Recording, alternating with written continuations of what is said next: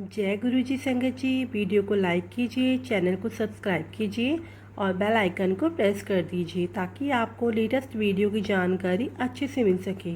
तो संगत जी, गुरु जी blessing channel में आपका स्वागत है। जय गुरु जी संगत जी।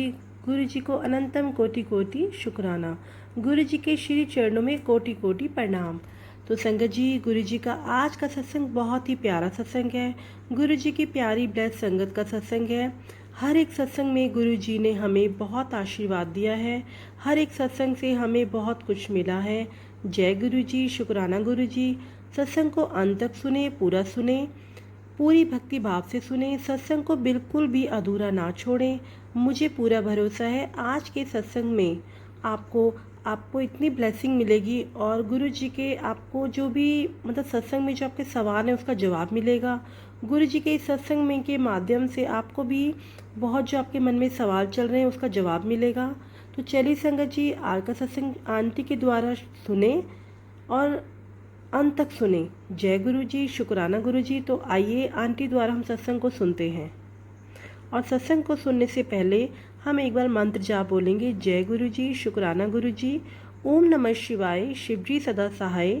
ओम और नमः मुझे शिवाय। पंजाबी गुरु भाषा का जी ज्ञान सदा बिल्कुल नहीं था, सहाय। इसलिए मुझे शब्द या गुरुजी की बातें बिल्कुल समझ नहीं आती थी। निसंदेह गुरुजी के पहले दर्शन पर मुझे इतना अच्छा महसूस हुआ कि बता पाना बहुत कठिन है। अपने स्कूल के एनुअल फंक्शन पर मुझे वेलकम स्पीच देनी थी। वैसे तो मैं ये हमेशा से करती आई थी, पर इस बार मुख्य अतिथि बहुत सीनियर ऑफिसर थे। मेरे स्पीच पर सभी उपस्थित गेस्ट ने तालियों की गड़गड़ाहट से मेरी प्रशंसा की। टीचर्स और दोस्तों ने आश्चर्य भरे चेहरों से मुझे बताया कि भाषण देते हुए मुझ में परिवर्तन साफ दिख रहा था। उससे भी अधिक अचंभा तब हुआ जब मुख्य अतिथि का भाषण मेरे कहे हुए पर आधारित था। अंत में उन्होंने मेरे स्पीच को महत्व देकर उससे ही अपना भाषण समाप्त किया। सबको यह आश्चर्यजनक प्रतीत हुआ, पर मुझे पता था कि गुरुजी की कृपा से ही यह संभव हो सका है। वास्तव में जैसे ही मैंने अपना भाषण प्रारंभ किया, मुझ में एक अद्भुत ऊर्जा का संचार होने लगा और मैं अपने शब्दों में उत्तेजना भर सकी। इसके अतिरिक्त मैंने अपने विद्यालय में अनेक बार गुरुजी के पुष्पों की भरी सुगंध का अनुभव किया है। 12वीं कक्षा में पहुंचने पर अध्ययन का महत्व अधिक हो गया था। एक दिन प्रसाद देते समय गुरुजी ने मेरे विषय पूछे। मैंने उन्हें बताया कि मैं कॉमर्स की विद्यार्थी हूँ, तो उन्होंने इकोनॉमिक्स पर प्रश्न कर दिए। उन्होंने मेरे क्रेडिट कंट्रोल पर प्रश्न पूछा तो उत्तर पता होने पर भी मैं बुद्धि शून्य हो गई। यद्यपि उस समय मुझे कुछ समझ नहीं आया। आने वाले समय में मुझे पता लगा कि गुरुजी ने क्या किया था। गुरुजी की चेतावनी से मैं इस विषय पर विशेष ध्यान देने लगी। इसके बाद जो हुआ उसके लिए मैं तत्पर थी। वर्ष के मध्य में हमारी इकोनॉमिक्स की अध्यापिका चली गई और इस विषय को स्वयं पढ़ना पड़ा। गुरुजी की सावधानी से मैं सतर्क हो गई थी और बिना किसी कठिनाई के मैंने इस विषय में 97% अंक प्राप्त किए। जैसे जैसे मेरी परीक्षाएं पास आ रही थी, गुरुजी के पास दर्शन के लिए जाना कम हो गया, क्योंकि उनके निर्देश थे कि मैं पढ़ाई पर ज्यादा ध्यान दूं। 13 जनवरी उत्तर भारत में लोहड़ी के दिन मैं अपने माता पिता और भाई के साथ गुरुजी के दर्शन के लिए गई थी। परीक्षाएं समाप्त होने से पूर्व यह अंतिम दर्शन होने की संभावना थी। गुरुजी उस दिन स्वयं प्रसाद वितरित कर रहे थे और जब तक मेरी बारी आई तो वो चॉकलेट्स दे रहे थे। प्रसाद वहीं पर समाप्त करना है ऐसा गुरुजी का आदेश था, किंतु चॉकलेट्स घर ले जा सकते थे। सो मैंने थोड़ा सा प्रसाद वहीं पर खा लिया और शेष अपने पास रख लिया। मैं गुरुजी के पास आज्ञा लेने पहुंची और उनके कमल चरणों को स्पर्श करने झुकी। जब मैं उठ रही थी तो गुरुजी ने अपना एक स्वरूप निकाला और मुझे दे दिया। मैं बहुत बहुत खुश हो गई, क्योंकि गुरुजी का स्वरूप तो अमूल्य है। गुरुजी ने उस रात क्या किया था, उन घटनाओं पर घर लौटते हुए चिंतन करने का अवसर मिला। उनके स्वरूप को अपने हाथों में पकड़े हुए मुझे आभास हुआ कि उसमें गुरुजी की सुगंध आ रही है और यह परीक्षाएं समाप्त होने तक रही। मैं यह स्वरूप अपने साथ परीक्षा भवन में ले जाती थी। अंतिम परीक्षा समाप्त होते ही उसमें सुगंध आना बंद हो गई, मानो गुरुजी ने अपने स्वरूप में परीक्षाओं के लिए ही विशेष धारा प्रवाहित की थी। उस रात घर पहुंचने पर जब मैंने बची हुई चॉकलेट्स गिनी तो कुल 12 थी, यानी प्रत्येक परीक्षा के लिए 2-2 चॉकलेट्स। गुरुजी के चित्र और इन चॉकलेट्स के साथ मैंने अपनी परीक्षाएं पूर्ण की। बहुत अच्छे अंकों से उत्तीर्ण होकर दिल्ली के ही सबसे अच्छे महाविद्यालयों में से एक में प्रवेश पाने में सफल रही। ऐसे ही एक दिन गुरुजी ने कुछ भक्तों के साथ गुड़गांव के एक होटल में जाने की योजना बनाई और मुझे भी साथ आने को कहा। कुछ ही देर में हम सब ब्रिस्टल होटल पहुंच गए। गुरुजी का पूरा ध्यान मुझ पर केंद्रित था, क्योंकि मैं सबसे छोटी थी। गुरुजी ने तीव्र गति से होटल का चक्कर काटा और फिर बैठकर सबके लिए कोल्ड ड्रिंक्स मंगवाए। साथ ही कुछ खाने का ऑर्डर दिया और बाद में आइसक्रीम भी मंगवाई। हमने कभी न भूलने वाले पल व्यतीत किए थे। निकलते हुए कार में बैठने के समय गुरुजी ने विशेष रूप से मेरी पूछताछ की और ये ध्यान रखा कि मैं सही प्रकार से उनके स्थान तक पहुंच सकूं। गुरुजी ने अपने निवास पर पहुंचने पर मेरे अनुभवों के बारे में पूछा। गुरुजी ने मुझसे यह भी पूछा कि क्या मैंने आइसक्रीम खाई थी। हालांकि गले में कष्ट होने के कारण मैंने आइसक्रीम नहीं खाई थी। तो गुरुजी ने कहा कि अगर मैं आइसक्रीम खा लेती तो मेरा गला ठीक हो जाता। बाद में मुझे पता चला कि गुरुजी ने मेरे गले का कष्ट समाप्त कर दिया था। उस दिन के पश्चात मेरा गला, जो हर वर्ष एक बार अवश्य खराब होता था, कभी खराब नहीं हुआ। गुरुजी के संरक्षण और प्रेम की विशेष झलक एक दिन और देखने को मिली। हम संगत में शब्द सुन रहे थे और गुरुजी द्वारा प्रसाद वितरण की प्रतीक्षा कर रहे थे। गुरुजी के आदेश पर प्रसाद लाकर उनके पास रख दिया गया। उस दिन गुरुजी ने जिस ओर मैं बैठी थी वहां से प्रसाद बांटना शुरू किया। प्रसाद लेने के लिए सबसे पहले मैं ही थी। जैसे ही मैं प्रसाद लेने के लिए उनके पास पहुंची, उन्होंने पंजाबी में यह कहकर कि मैं अपने जन्म दिवस का पूरा आनंद लूं, हम सबको आश्चर्यचकित कर दिया, क्योंकि संगत में किसी को भी मेरे जन्म दिवस के बारे में नहीं पता था, ना मेरे परिवार ने किसी भी सदस्य से डिस्कस किया था। वह मेरा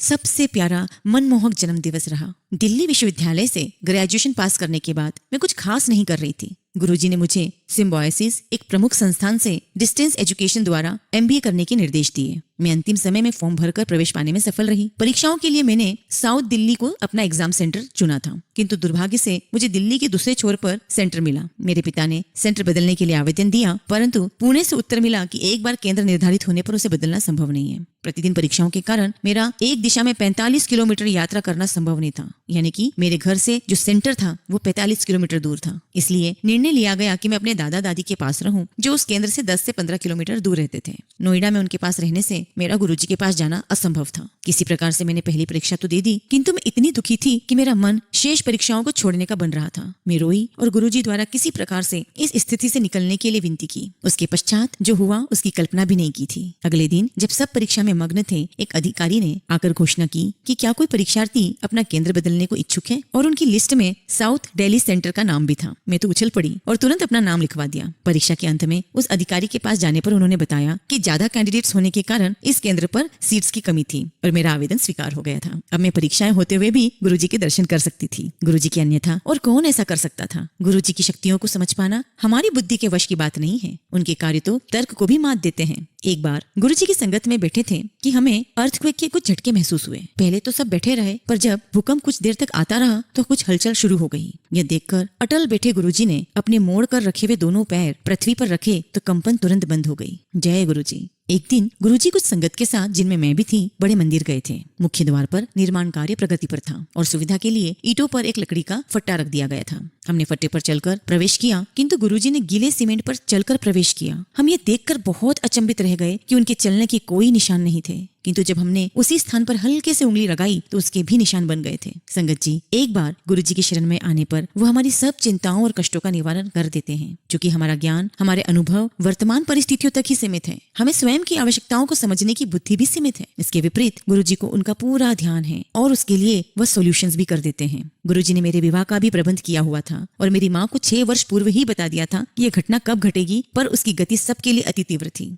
अप्रैल के आरंभ में गुरुजी ने मेरे पिता से पूछा, क्या किसी प्रस्ताव पर विचार हो रहा है? मेरे पिता ने उत्तर दिया कि एक प्रस्ताव आया जरूर है, किंतु उस पर गंभीरता से विचार नहीं हुआ, क्योंकि अभी मेरे विवाह के बारे में कुछ सोचा नहीं जा रहा है। गुरुजी की इच्छा अनुसार मेरे पिता ने इस बारे में परिवार में चर्चा की। मेरे होने वाले हस्बैंड स्वीडन में रहते थे और 16 अप्रैल को 1 महीने के लिए भारत आ रहे थे। यह निश्चित हुआ कि दोनों परिवार 17 अप्रैल को मिलेंगे। उस दिन जब हमारी पहली भेंट हुई तो कुछ ही देर में पूरा वातावरण खुशनुमा हो गया। सब व्यवस्थाएं उसी समय तय हो गई और थोड़ी ही देर में हमारे बीच अंगूठी का आदान प्रदान भी हो गया। एक आध दिन में शादी की तिथि भी निश्चित हो गई। उसी महीने की 30 तारीख को विवाह के सब प्रबंध अति तत्परता से किए गए और निश्चित तिथि को संपन्न भी हो गया। हालांकि गुरुजी विवाह में उपस्थित नहीं थे, किंतु उनकी भावना सब में दृष्टिगोचर थी। सबने विवाह स्थल में सजावट, वातावरण, भोजन आदि व्यवस्थाओं की बहुत प्रशंसा की। हर व्यवस्था में गुरुजी की कृपा झलक रही थी। मेरे पति की मई के मध्य में वापस लौटने की योजना थी, क्योंकि उन्हें उतना ही अवकाश मिला था। 15 दिन में मेरे लिए पासपोर्ट और वीजा दोनों मिलना बहुत कठिन था। तुरंत स्वीडन के एम्बेसी को आवेदन किया गया, परंतु उन्होंने बताया कि सब आवेदन स्वीकृति के लिए स्वीडन भेजे जाते हैं और उसके पश्चात यहाँ से वीजा दिया जाता है। अतः मेरे पति सुशील को अकेले ही स्वीडन लौटना पड़ा। उनके लिए अपनी यात्रा और टालना संभव नहीं था। इंतजार करते करते 1 महीना बीत गया। स्वीडन में उन्होंने भी एम्बेसी में शीघ्रता करने के लिए आवेदन दिया। जून के आरंभ में ऐसा लगा कि वीजा 1 सप्ताह में मिल जाएगा। मेरी यात्रा की टिकट 16 जून के लिए ले लिए गए और उल्टी गिनती प्रारंभ हो गई। 16 जून को दूतावास जाने पर ऐसा लग रहा था कि हमारा वहां जाना निरर्थक रहा। वहां पर बताया गया कि अभी भी जवाब की प्रतीक्षा है। मैं निराश हो गई, क्योंकि इसका अर्थ यह था कि मुझे 1 सप्ताह और वेट करना था। मैंने यह सूचना अपने पिता को दी और कुछ देर में पुनः प्रयास किया। वहां के अधिकारी ने जब मुझे मेरा वीजा दिया तो बहुत आश्चर्य हुआ। प्रसन्न होकर मैंने ये सूचना अपने पिता को दी। बाद में मेरे पिता ने मुझे बताया कि गुरुजी ने मेरी सूचना आने से 15-20 मिनट पहले ही उन्हें वीजा मिलने की बात से अवगत करा दिया था।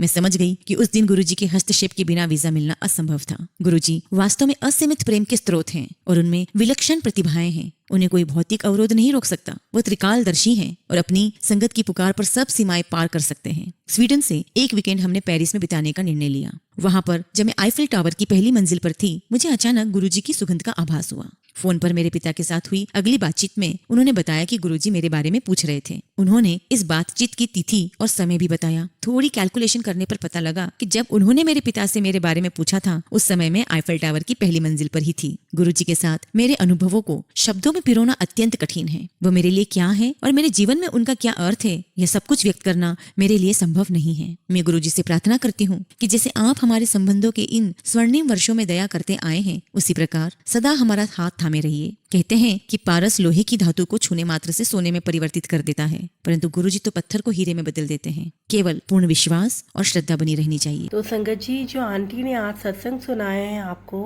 आपको इस सत्संग में आपके सवालों का जवाब जरूर मिला होगा और ऐसे ही मैं आपके लिए और सत्संग लाती रहूँगी। आज के सत्संग को यहीं विराम देते हैं। जय गुरु।